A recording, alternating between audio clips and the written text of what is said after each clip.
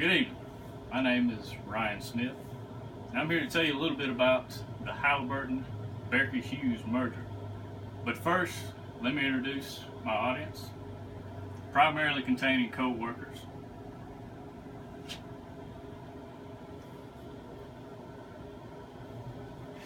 Right?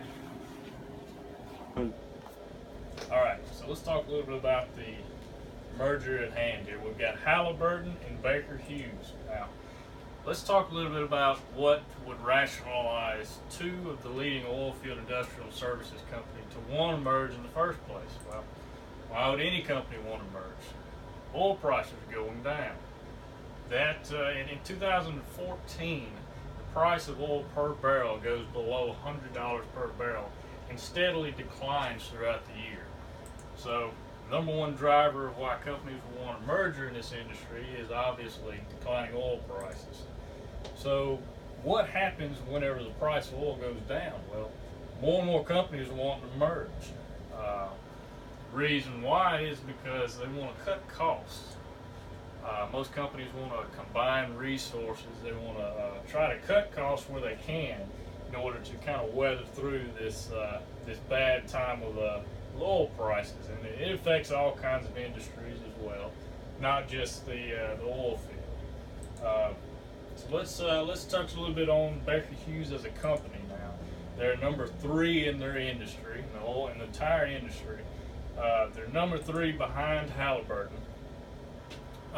You've got their leading supplier of services and technology in their field. They've got the most innovative technology in their equipment, which include artificial lifts. You've got drill bits, wireline tools. You've got all sorts of different technology that this company offers. Not only that, they have operations in a little over 80 countries worldwide. They're an international company and have been for a long time. Halliburton, very similar. They're number 2 in the industry. Now, they're number 2 behind a company called Schlumberger. And Schlumberger is pretty much the market leader. Even if this deal goes through, they will still not be as big as the Schlumberger will. Some of the services they provide the market, you're looking at well services, completion services. They also do artificial lifts.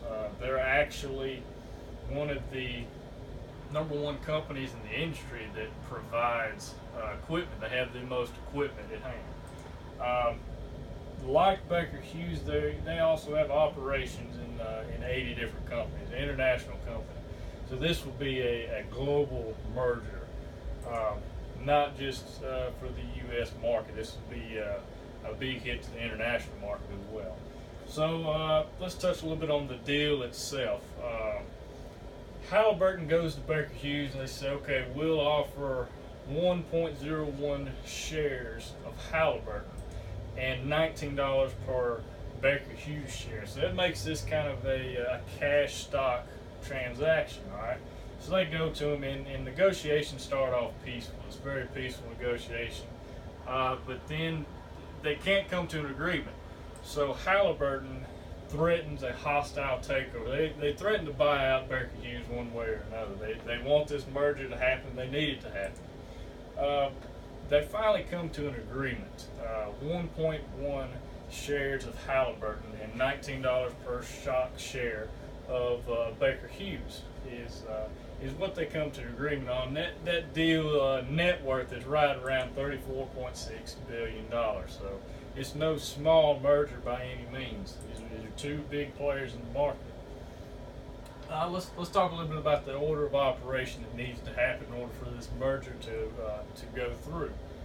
First of all, Baker Hughes will go to their board of shareholders. Let's say we've got a deal to merge with Halliburton. This is the agreed upon terms. And if that passes, it goes to the next level. Halliburton goes to their shareholders, and they vote on it. All right. And if both companies are in agreement, then they'll move on to the antitrust filings. And this is a system known as the Hart-Scott-Rodno antitrust filings. Now, anytime a company has a merger, there's a major acquisition in the market, they all have to go through the same antitrust laws. set of laws set in motion to kind of give companies a guideline of what they can and cannot do.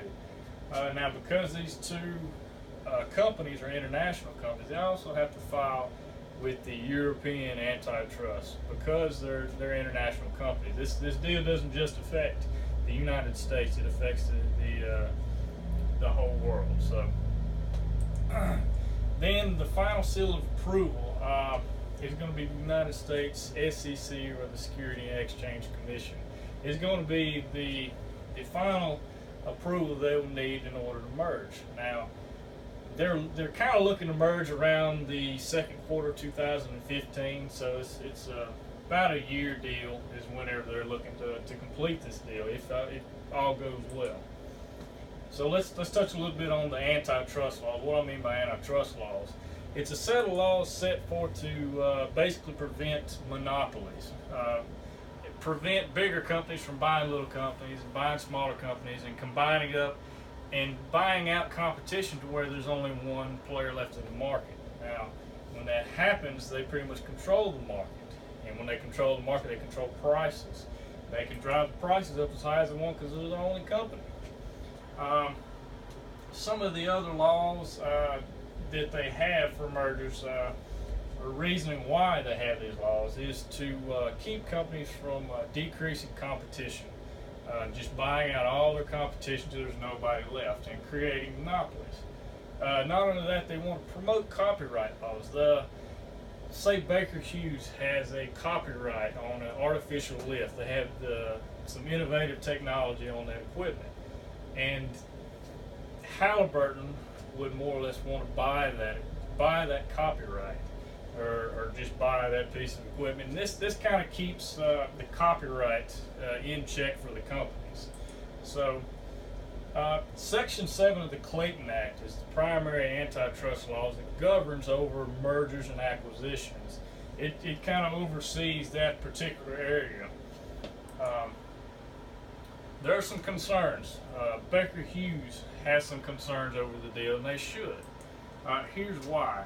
You've got a number 2 and number 3 of the world's largest oilfield industrial equipment companies wanting to merge. It's no small merger by any means. So that throws up some red flags. The companies will have to file what's called a 10K form. Now, when I say 10K form, that's a formal form that companies have that lists their direct competitors. And of course, Halliburton has Baker Hughes on theirs. Baker Hughes has Halliburton on theirs. So that's another. I mean, that's kind of a justification that they are competitors.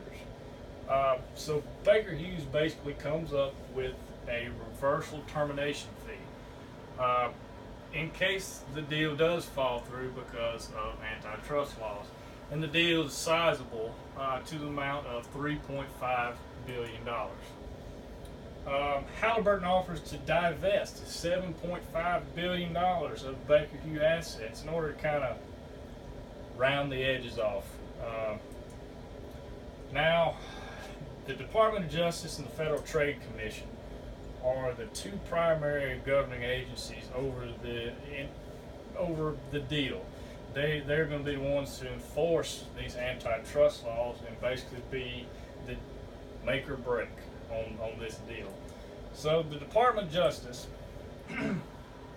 reviews it, and they see a few areas of concern, and they send out a second request to both companies.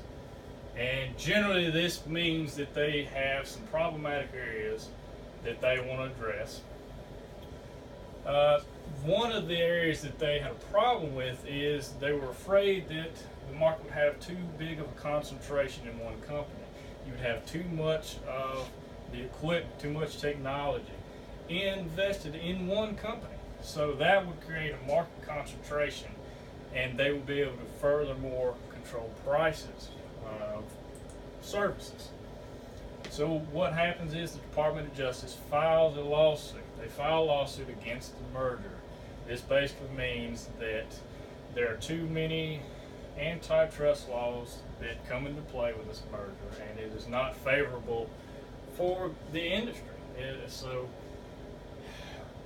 the deal ends up falling through, all right, and Halliburton is forced to pay the reversal fee to Baker Hughes of $3.5 billion, thus concluding this deal and concluding the entire beginning and end of the merger that was and wasn't of Halliburton and Baker Hughes. Thank you. Are there any questions? All right. Thank you for your time.